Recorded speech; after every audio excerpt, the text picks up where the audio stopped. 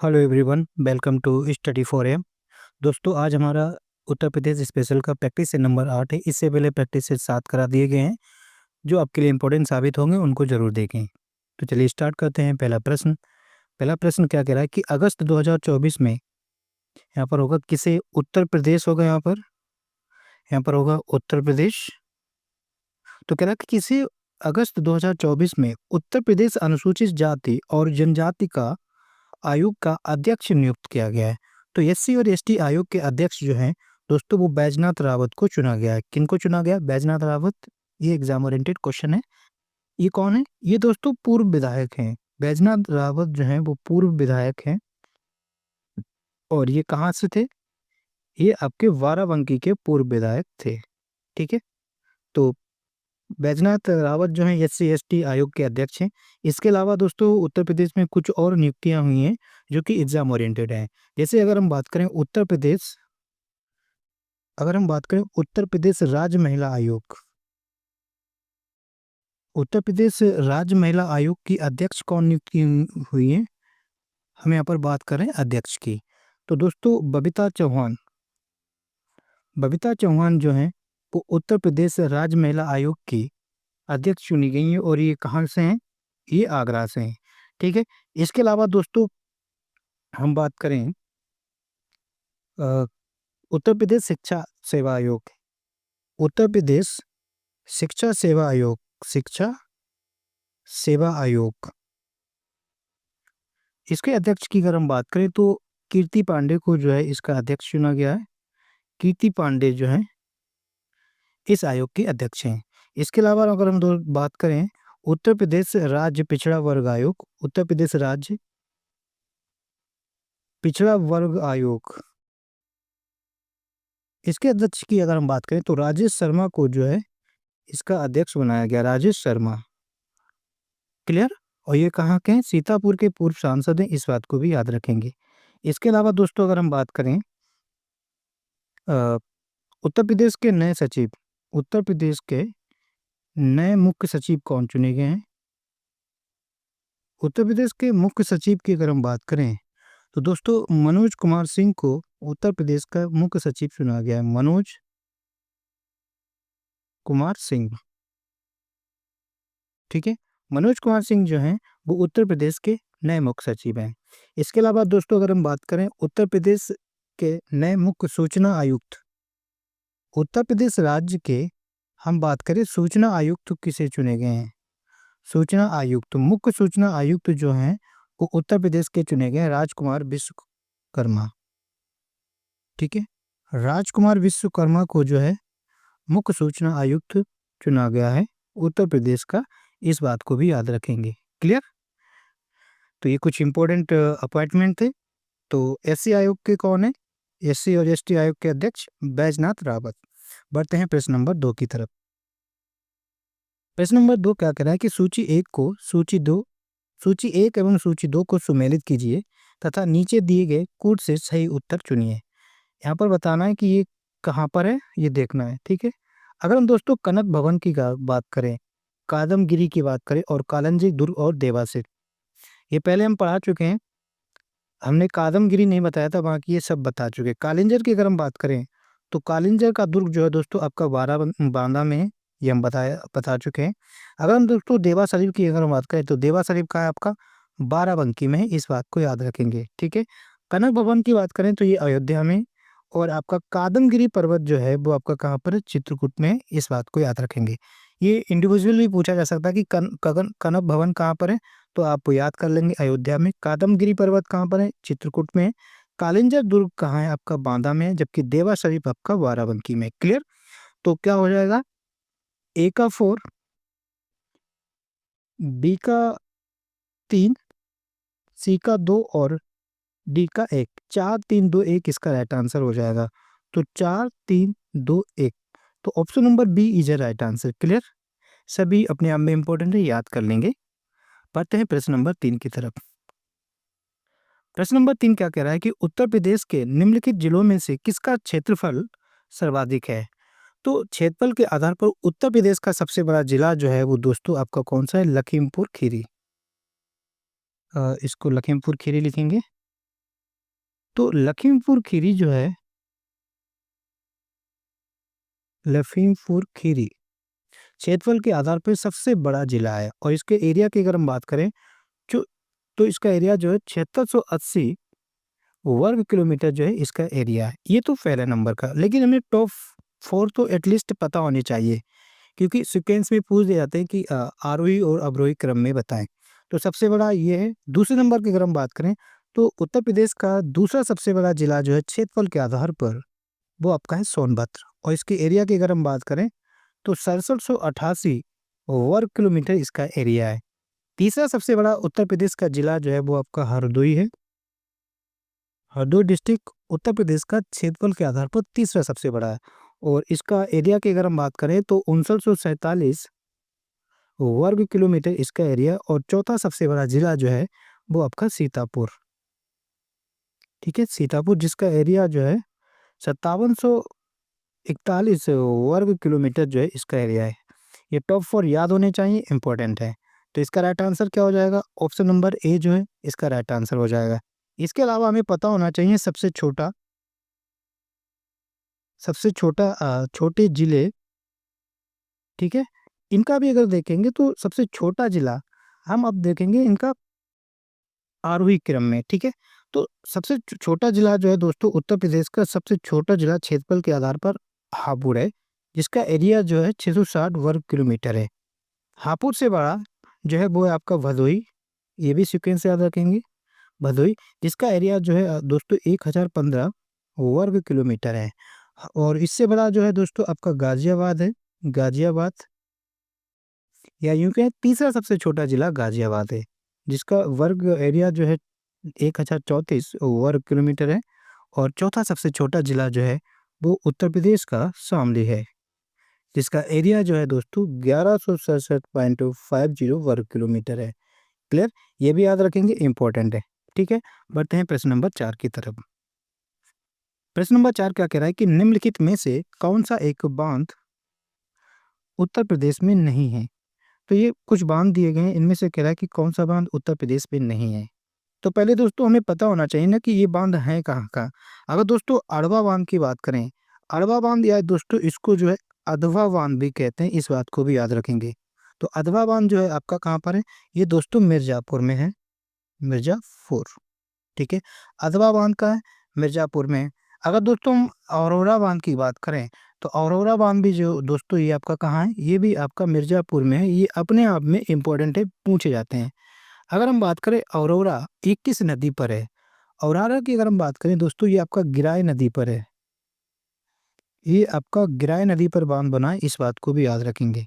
दोस्तों बदुआ अगर बांध की बात करें, बदुआ बांध जो है दोस्तों आपका कहाँ पर? ये बांका में है, और बांका कहाँ है आपका?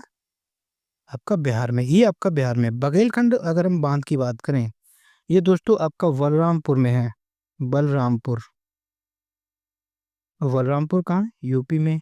तो यानी कि मिर्जापुर, मिर्जापुर ये आपके यूपी में है, बलरामपुर यूपी में। ये बिहार वाला जो है इसका राइट आंसर हो जाएगा। ये आपका उत्तर प्रदेश में ना होकर ये आपका बिहार में है। क्लियर, इस बात को याद रखेंगे। इसके अलावा दोस्तों उत्तर प्रदेश के कुछ इंपॉर्टेंट डैम याद रखेंगे। जैसे अगर हम बात करें गोविंद वल्लभ पंत सागर, ठीक है, ये बहुत बार एग्जाम में पूछा जा चुका है। पहले तो ये पता होना चाहिए इस किस नदी पर है। गोविंद बल्लभ पंत सागर जो बांध है वो आपका रिहंद नदी पर है, इस बात को भी याद रखेंगे। क्लियर, और ये किस जिले में है? तो ये आपका सोनभद्र में है। ठीक है, सोनभद्र में है।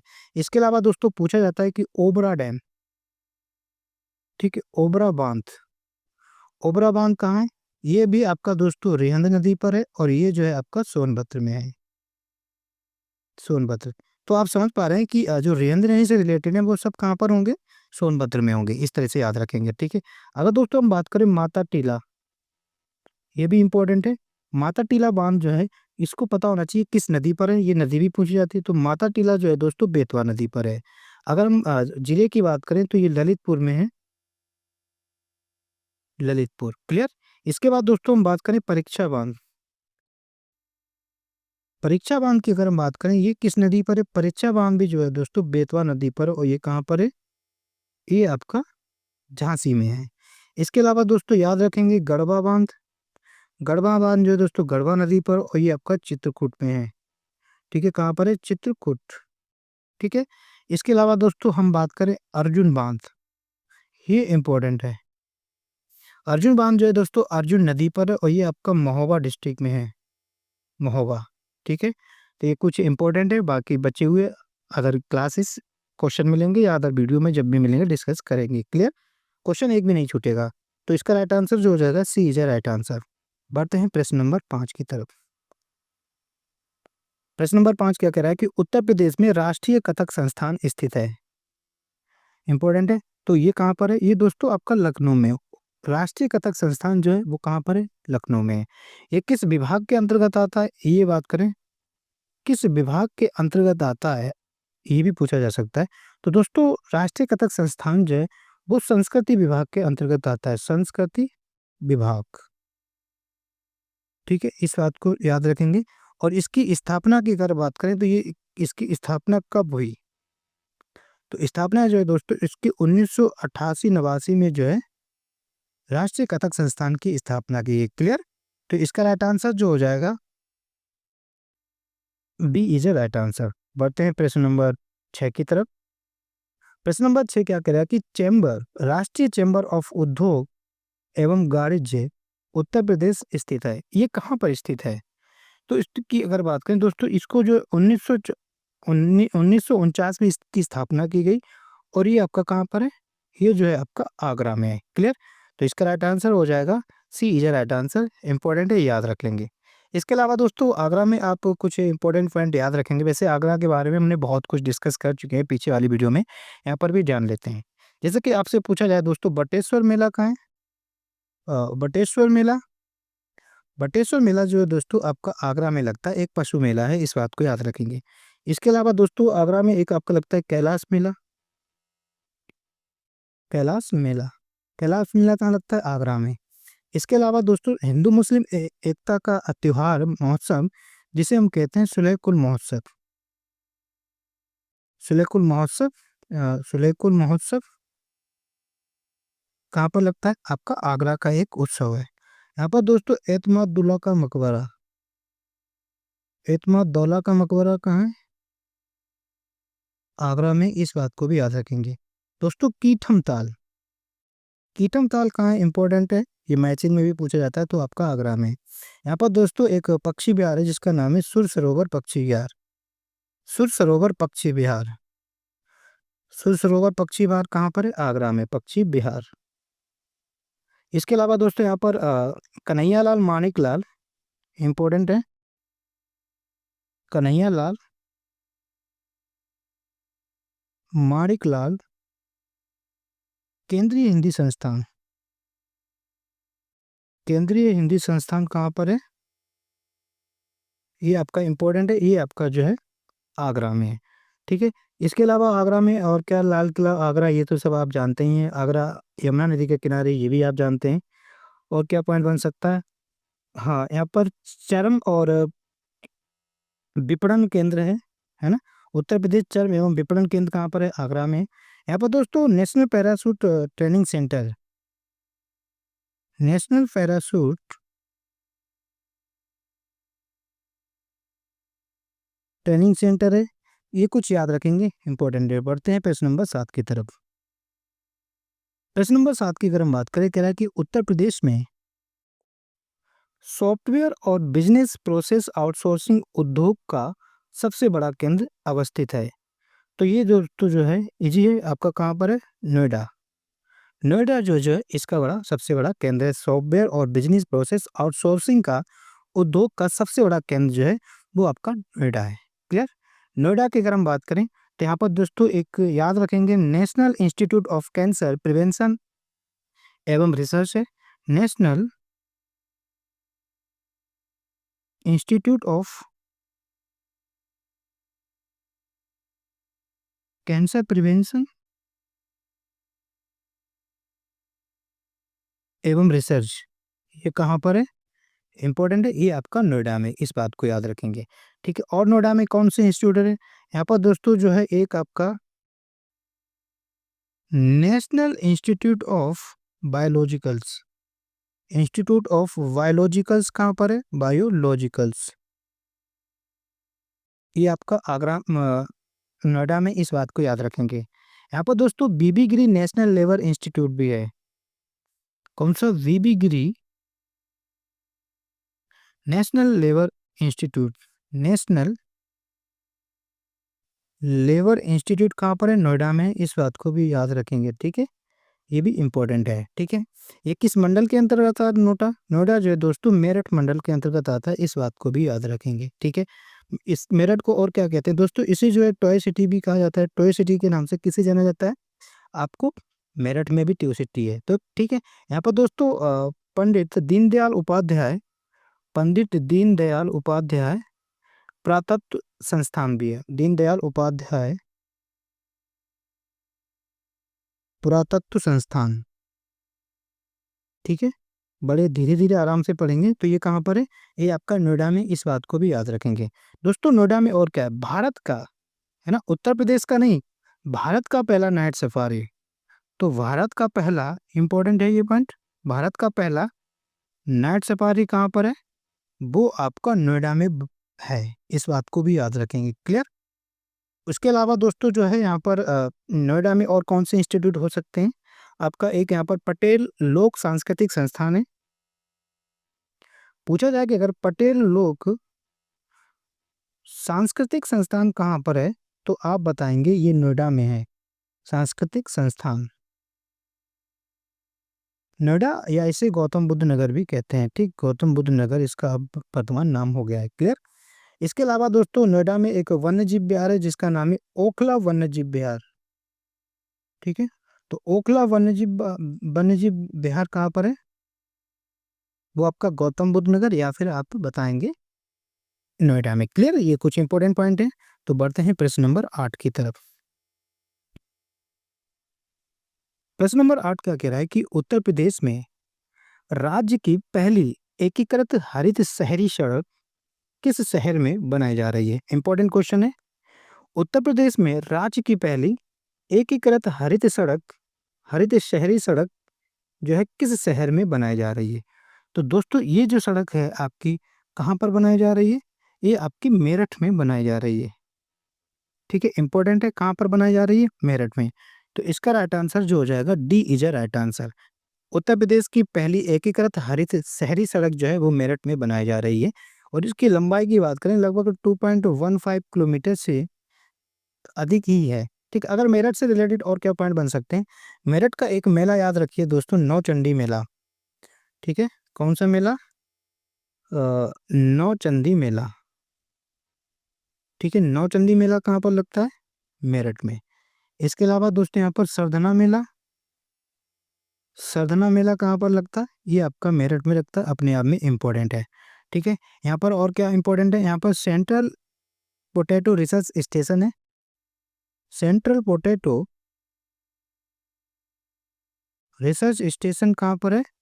रिसर्च स्टेशन जो है ये आपका मेरठ में, इस बात को याद रखेंगे दोस्तों। कैंची उद्योग का प्रमुख केंद्र कहाँ पर है? वो आपका मेरठ में है। ठीक है, कैंची उद्योग का ये प्रश्न पूछा जा चुका है। तो कैंची उद्योग का प्रमुख केंद्र उत्तर प्रदेश में कहाँ पर है? तो आप बताएंगे मेरठ में। मेरठ आप जानते हैं कि खेल के सामान के लिए ये प्रसिद्ध है। इसके अलावा दोस्तों डॉक्टर भीमराव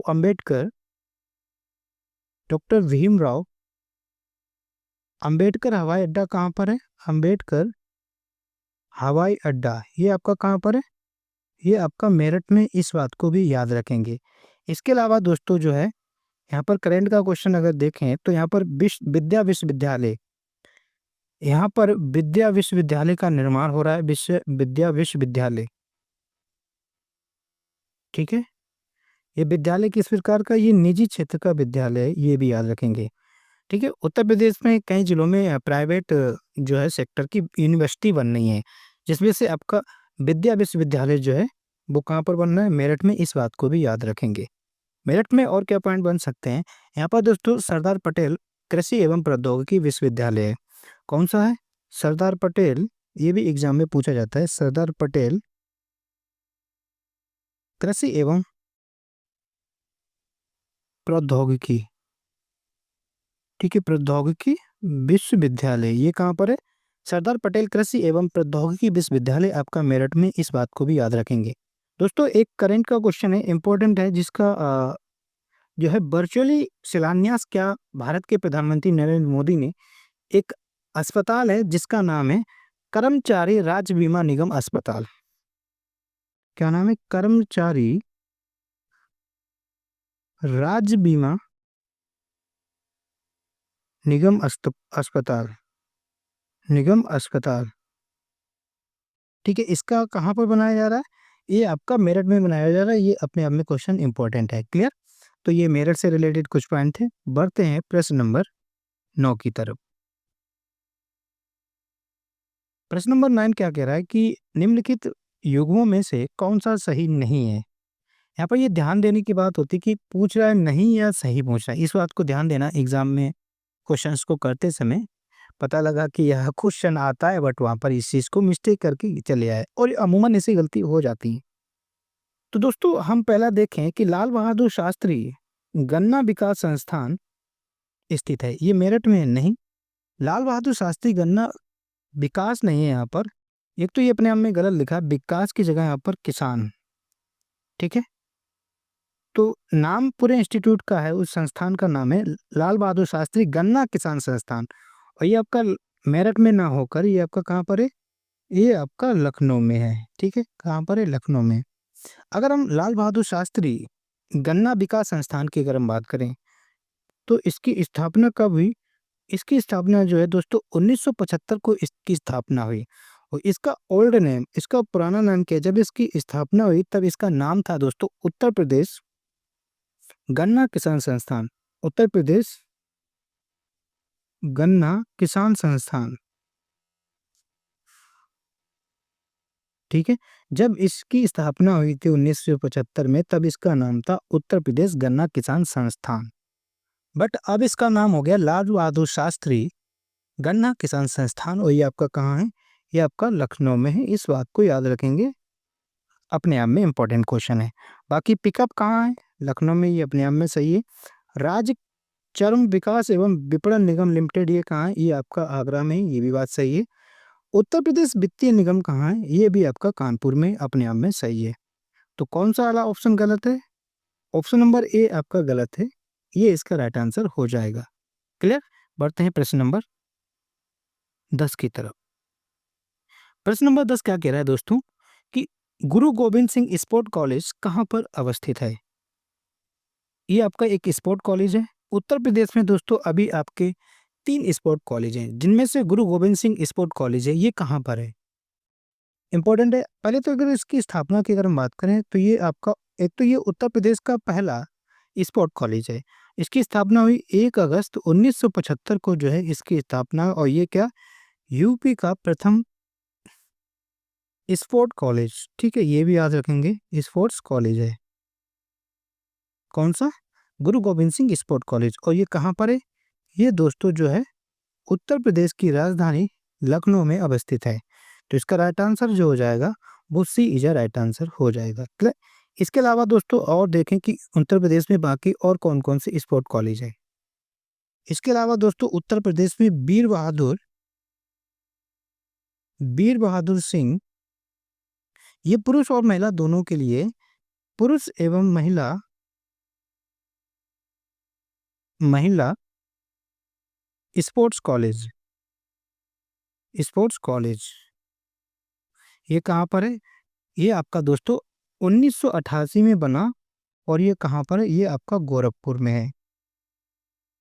ठीक है, वीर बहादुर सिंह नक्षत्रशाला भी है जो आपकी गोरखपुर में है, उसी नाम से ये स्पोर्ट कॉलेज का नाम है। इसके अलावा दोस्तों आपका एक मेजर ध्यानचंद पुरुष स्पोर्ट कॉलेज, मेजर ध्यानचंद पुरुष स्पोर्ट्स कॉलेज, स्पोर्ट्स कॉलेज, ये कहाँ पर है? ये दोस्तों सैफई में है, और सैफई कहाँ है? ये आपका इटावा में है। क्लियर? इंपॉर्टेंट है। तो उत्तर प्रदेश में ये तीनों ही इंपॉर्टेंट कॉलेज हैं, स्पोर्ट कॉलेज हैं, जिसमें से आपका गुरु गोविंद सिंह लखनऊ, वीर बहादुर सिंह आपका कहाँ है? गोरखपुर, और मेजर ध्यानचंद पुरुष स्टेडियम स्पोर्ट्स कॉलेज कहाँ पर है? ये आपका इटावा सैफई में है। क्लियर? बढ़ते हैं प्रश्न नंबर 11 की तरफ। प्रश्न नंबर 11 क्या कह रहा है कि उत्तर प्रदेश प्रारंभिक शिक्षा के लिए स्कूल चलो अभियान कब शुरू किया गया? तो दोस्तों स्कूल चलो अभियान जो है वो जुलाई सन 2000 में स्टार्ट किया गया था। तो इसका राइट आंसर क्या हो जाएगा? वर्ष 2000 में ये शुरू किया गया था स्कूल चलो अभियान। क्लियर? बढ़ते हैं प्रश्न नंबर 12 की तरफ। अब हम लोग बात करेंगे प्रश्न नंबर 12 की। प्रश्न नंबर 12 क्या कह रहा है? प्रश्न नंबर 12 कह रहा है कि अति लोकप्रिय धार्मिक पत्रिका कल्याण का प्रकाशन कहाँ से होता था? तो दोस्तों कल्याण पत्रिका के बारे में बात करें तो ये जो पत्रिका है दोस्तों ये सर्वप्रथम सबसे पहले इसका प्रकाशन जो है वो 1926 में हुआ था और कहाँ से? बम्बई से हुआ था। ठीक है, सबसे पहले इसको जो है बम्बई से प्रकाशित किया गया। फिर जो है इस पत्रिका को 1927 में, ठीक है, 1927 में गोरखपुर से प्रकाशित किया गया, गोरखपुर से। और किसके द्वारा? गीता प्रेस द्वारा इसका प्रकाशन किया जाता है। ठीक है, गीता प्रेस कहाँ है? गोरखपुर में है। ये जो है गोरखपुर में इसका प्रकाशन कहाँ से होता है? कल्याण पत्रिका का प्रकाशन जो है गोरखपुर से होता है। इस बात को याद रखेंगे। इस पत्रिका के संस्थापक की अगर हम बात करें तो इस पत्रिका के जो संस्थापक हैं वो हैं हनुमान प्रसाद पोद्दार। ठीक है, तो हनुमान प्रसाद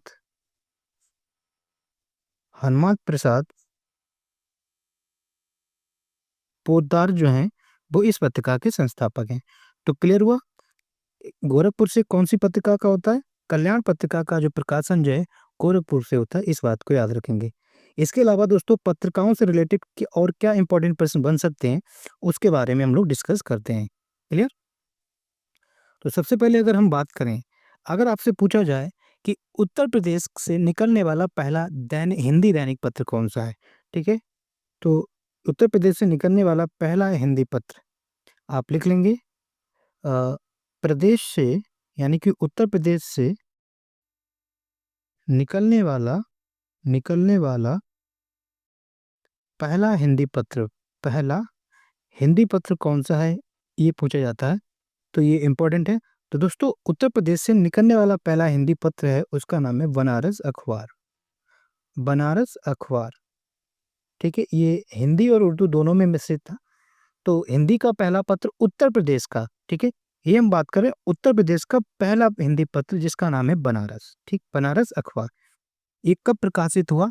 ये दोस्तों जो है 1845 में इसको प्रकाशित किया गया था। और किसके द्वारा? ये जो है दोस्तों राजा शिव प्रसाद द्वारा। ठीक है, राजा शिव प्रसाद द्वारा जो है इसको प्रकाशित किया गया। शिव प्रसाद,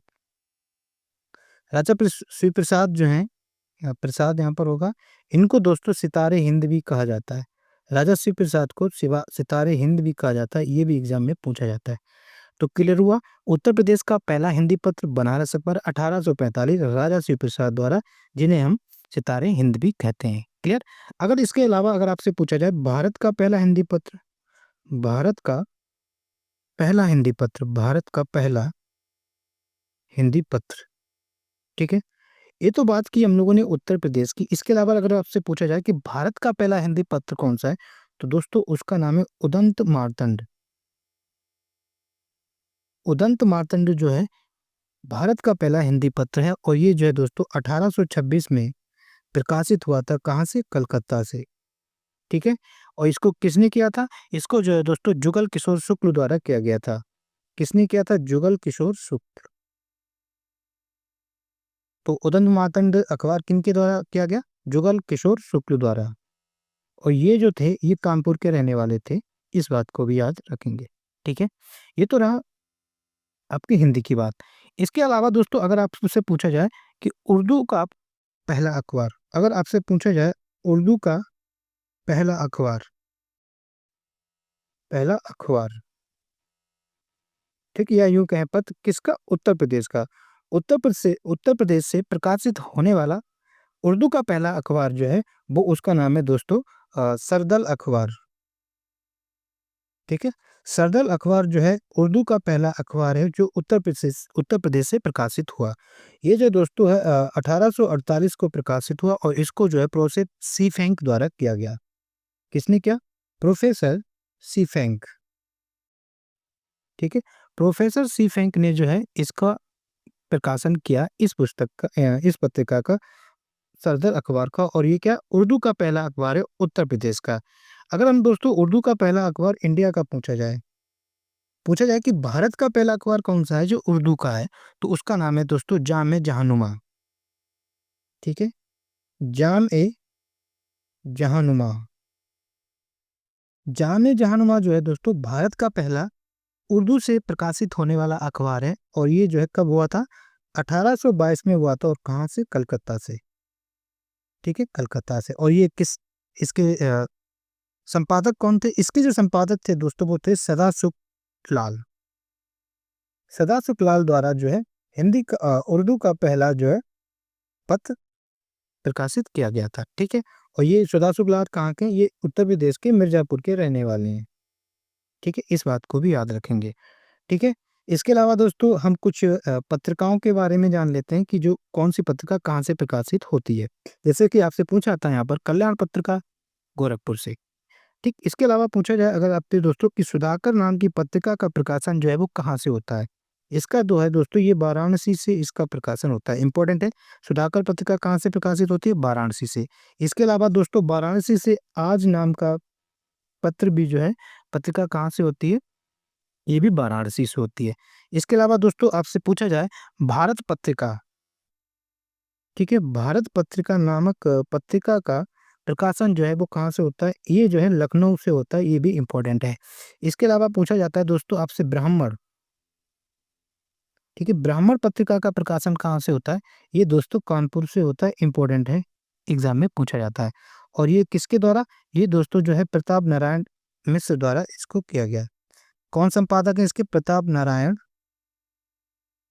मिश्र जो है वो ब्राह्मण पत्रिका के संपादक है, और जो कि कानपुर से प्रकाशित होती है। इसके अलावा दोस्तों आपसे पूछा जाए इंपॉर्टेंट है प्रताप, प्रताप नामक पत्रिका जो है ये भी दोस्तों कानपुर से प्रकाशित होती थी, और ये जो है गणेश शंकर विद्यार्थी, इसके संपादक गणेश शंकर विद्यार्थी, इंपॉर्टेंट है, गणेश शंकर विद्यार्थी जो है वो इस पत्रिका के संपादक थे। इसके अलावा दोस्तों पूछा जाता है आनंद कादम्बिनी,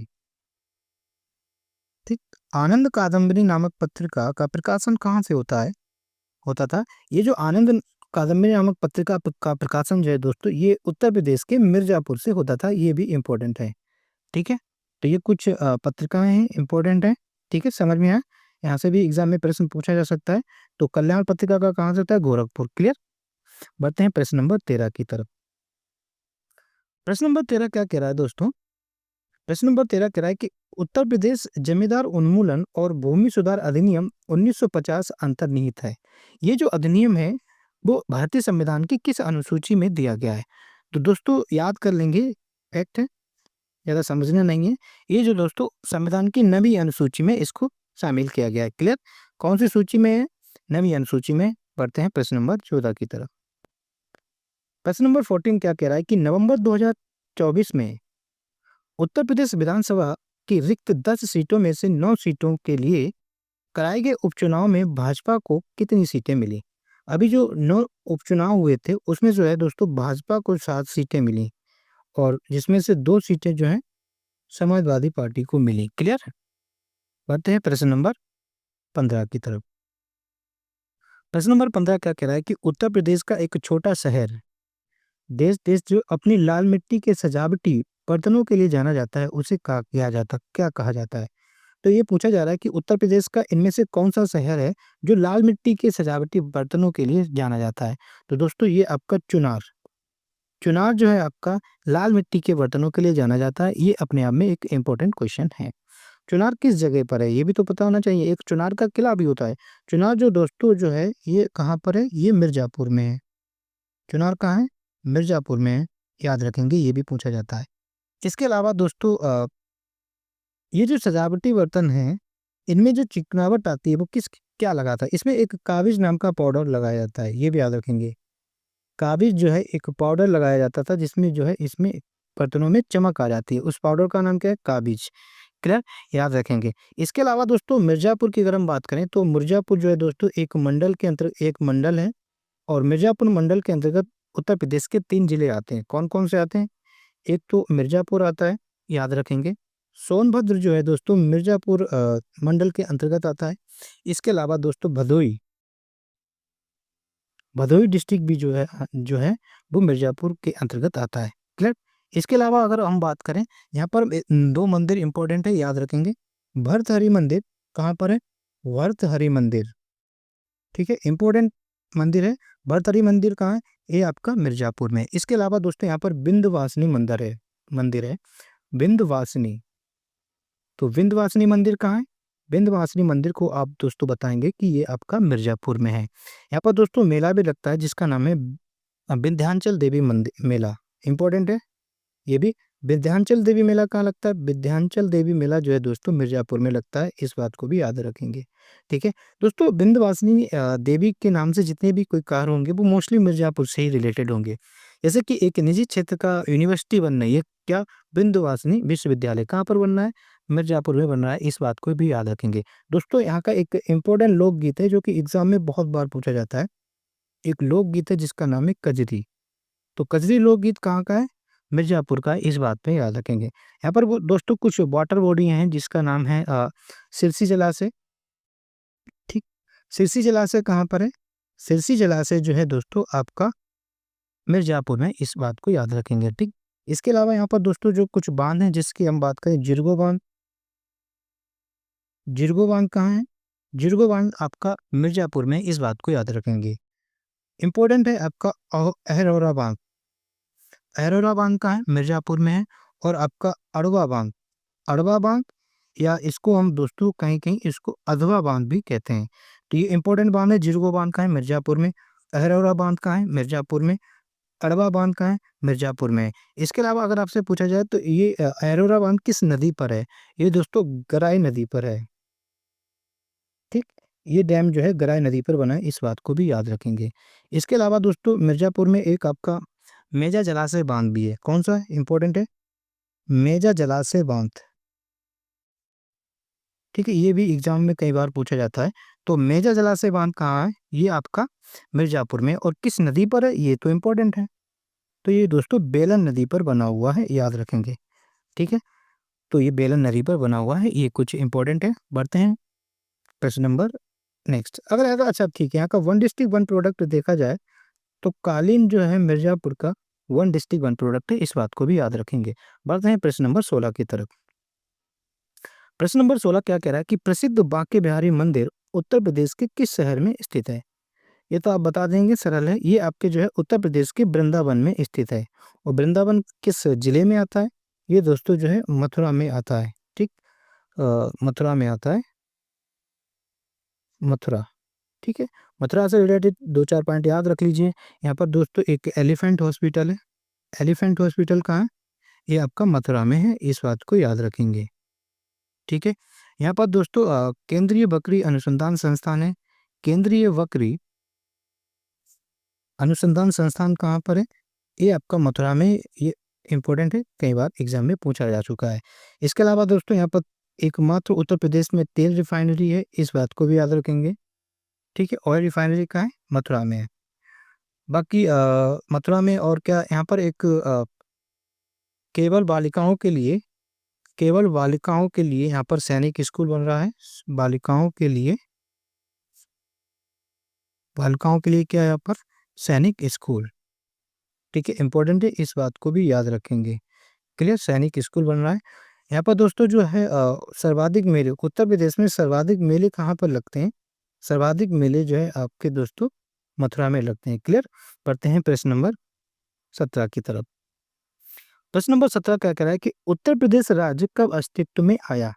अच्छा क्वेश्चन है दोस्तों। उत्तर प्रदेश राज्य कब अस्तित्व में आया, इसके बारे में थोड़ा सा हिस्ट्री जान लेते हैं कि क्या कहानी है रही। तो स्टार्ट करते हैं हम दोस्तों इसकी कहानी को 1836 से। ठीक है, पहले क्या था, उत्तर प्रदेश जो है, अब वर्तमान में हमारा हमारा जो राज्य है वो उत्तर प्रदेश है।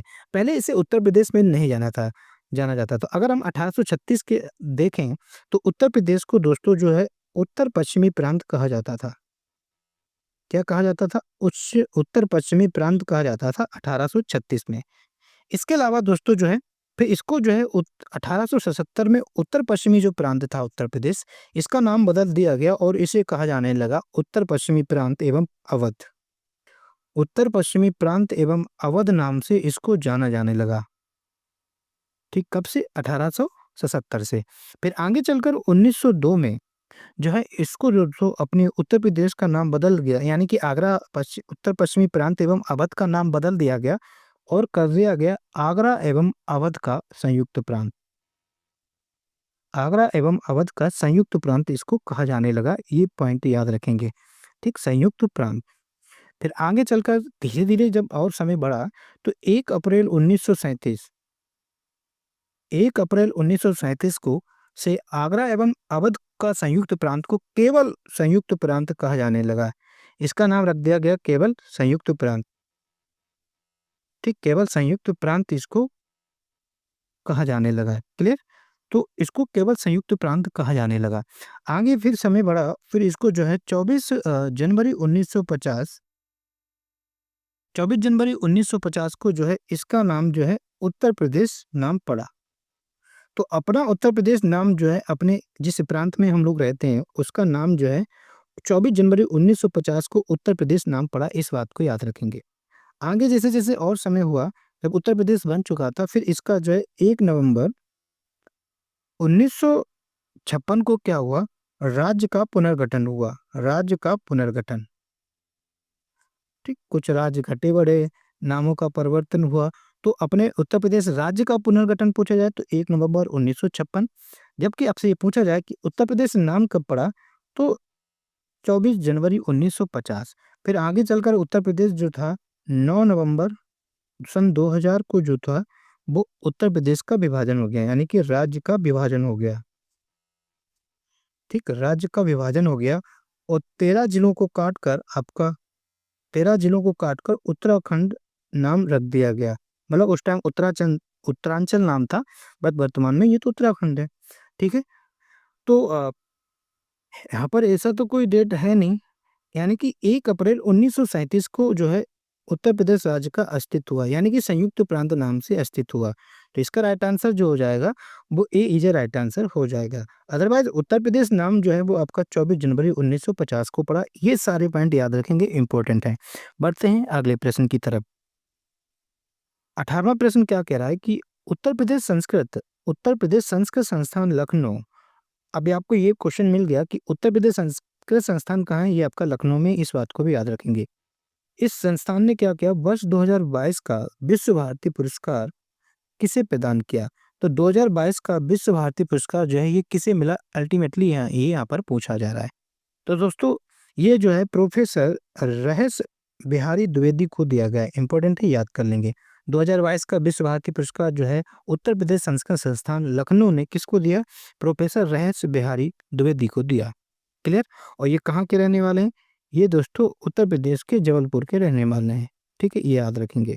बढ़ते हैं प्रश्न नंबर 19 की तरफ। प्रश्न नंबर 19 क्या कह रहा है कि उत्तर प्रदेश का कौन सा लोक संगीत जीवन चक्र के रंग पटल का हिस्सा है, जो बच्चे के जन्म के अवसर पर मनाया जाता है या गाया जाता है? मनाए जाने के लिए गाया जाता है, यहाँ पर गाया होगा। ठीक है, तो ये आपका दोस्तों सोहर आपका जो लोकगीत है वो दोस्तों बच्चे के जन्म होने पर इसको गाया जाता है, इंपॉर्टेंट है, याद कर लेंगे। क्लियर?